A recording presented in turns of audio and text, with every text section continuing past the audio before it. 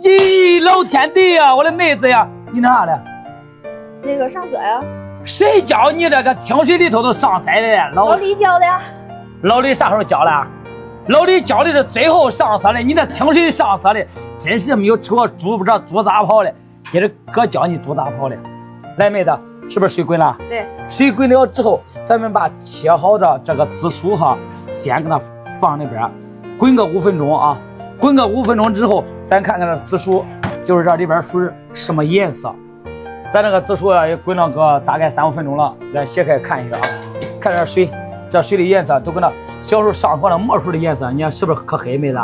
啊，这时候别着急的，先让它捋着，捋一会儿再说。这个时候咱放上姜米，姜米是增加粘稠度的，记住水开下入姜米啊。到时候都不用放淀粉嘛。这个时候来，这个是大米啊，啊，放里边了之后，你看要搅一搅啊。如果不搅的话，是不是容易光沉底了，光糊锅的哈？搅了之后。等了粥再次沸腾了之后，咱搁个10分钟、8分钟搅一次，防止它糊锅。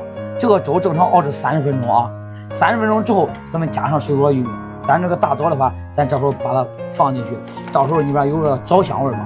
来，等个10分8分钟，你搅一次啊。咱30分钟之后，粘稠拉丝了，咱开始放上水果玉米。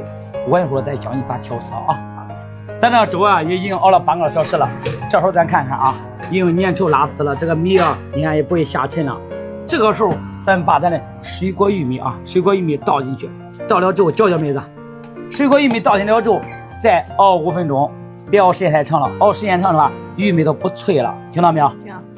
来，妹子，这个已经5分钟了，你看这粥的颜色好看不好看？不好看啊，不好看是吧？不好看就是刚才你说的调色嘛。来，我先弄点水啊，你拿住妹子，端好啊。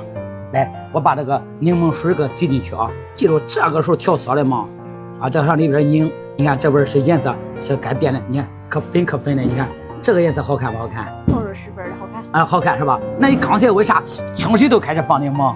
老李教的。哎呀，还是老李教的，老李教的是最后调啊。咱们把这几个柠檬啊，水走到挤到里边啊。正常的话，40斤水是2个柠檬的高。妹子，别眨眼啊！见证起来的时候，把这些勺子搞进去，放里头，哎，瞬间搅搅。这一锅啊，瞬间都该变成这个粉的好看还是黑的好看？透了是不是好看？哎呀妈，真好看啊！妈呀，真好看！对，妈呀，真好看！哎呀，没得说是小人，这是来自咱黑龙江齐齐哈堡的，齐齐哈尔滨的。